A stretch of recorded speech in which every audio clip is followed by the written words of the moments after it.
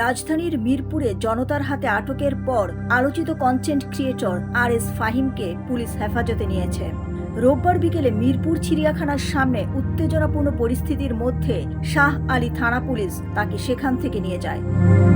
Police জানায়, মিরপুর চিড়িয়াখানার সামনে স্থানীয় জনতা আগে থেকেই তাকে ঘিরে আটকে রেখেছিল। খবর পেয়ে পুলিশ ঘটনাস্থলে গিয়ে পরিস্থিতি নিয়ন্ত্রণে আনে এবং নিরাপত্তার স্বার্থে তাকে থানায় নিয়ে যায়। তার বিরুদ্ধে জুলাই মাসের বিভিন্ন ঘটনার সঙ্গে সংশ্লিষ্ট একাধিক মামলার তথ্য পাওয়া গেছে, সেগুলো যাচাই করা হচ্ছে। প্রত্যক্ষদর্শীরা জানায়, ফাহিমকে এলাকায় দেখতে পেয়ে ছাত্র জনতার মধ্যে উত্তেজনা ছড়িয়ে পড়ে। বৈষম্য বিরোধী ছাত্র আন্দোলন ঘিরে তার ভূমিকা নিয়ে আগের বিতর্কের জেরে সেখানে স্লোগান ও বাকবিতণ্ডা শুরু হয়, যা এক পর্যায়ে তীব্র রূপ নেয়।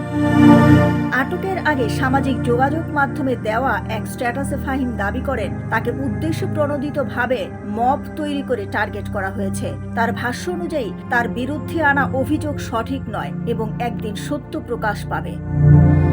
RS ফাহিম তার প্রকৃত নাম কামরুল হাসান চৌধুরী, দেশের পরিচিত স্টান্ট রাইডার ও কন্টেন্ট ক্রিয়েটরদের একজন। কুমিল্লার 14 গ্রামে জন্ম নেওয়া ফাহিম ঢাকার মোহাম্মদপুরে বেড়ে ওঠেন। সাইকেল স্টান্ট দিয়ে যাত্রা শুরু করে 2015 সালে ইউটিউব চ্যানেল খোলার পর ধীরে ধীরে তরুণদের মধ্যে জনপ্রিয়তা পান।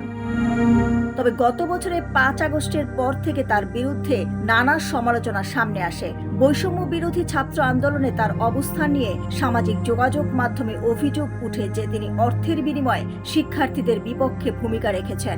এসব অভিযোগ অস্বীকার করে তিনি দাবি করেন, তিনি বরং আন্দোলনের পক্ষে অবস্থান নিয়েছিলেন এবং বিভিন্নভাবে সহায়তা করেছেন। বিতর্কের মধ্যেই তিনি কিছুদিন আড়ালে চলে যান। পরে সামাজিক যোগাযোগ মাধ্যমে দেওয়া পোস্ট ও স্টোরিতে পরিবার সহ দেশ ছাড়ার ইঙ্গিত দেন এবং মালয়েশিয়ায় যাওয়ার কথাও জানান। সেখানে নতুন জীবনের সূচনা নানা মুহূর্ত শেয়ার করেন তিনি। ফাহিমকে ঘিরে পুরনো বিভিন্ন অভিযোগও নতুন করে সামনে এসেছে। তবে এসব অভিযোগের বিষয়ে আইনশৃঙ্খলা বাহিনীর পক্ষ থেকে এখনো আনুষ্ঠানিকভাবে কিছু জানানো হয়নি। বর্তমানে তাকে থানায় রেখে জিজ্ঞাসাবাদ করা হচ্ছে। ঘটনাটি সামাজিক যোগাযোগ মাধ্যমে ব্যাপক আলোচনার জন্ম দিয়েছে। দিলরুবা খান, সোনালী নিউজ।